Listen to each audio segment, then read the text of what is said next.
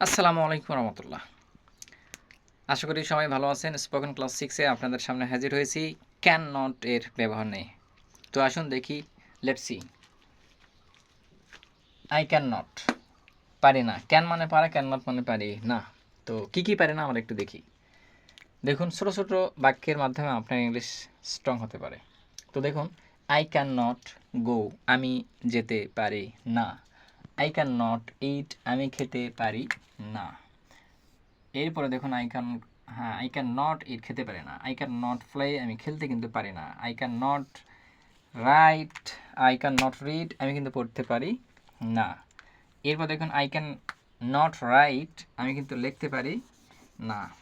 এরপর দেখুন, I can not help, আমি কিন্তু হেল্প করতে পারি না। কাউকে সাহায্য করা মানে হচ্ছে কোনো উপকার করা বা সাহায্য করা, সেটা কিন্তু যখন পারবো না তখন বলবো আই ক্যান নট হেল্প, আমি তোমাকে সাহায্য করতে পারবো না।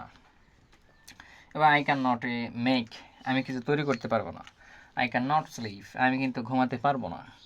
আই ক্যান নট কল, আমি তোমাকে ডাকতে পারবো না। আই ক্যান নট ওয়ার্ক, আমি কাজ করতে পারবো না।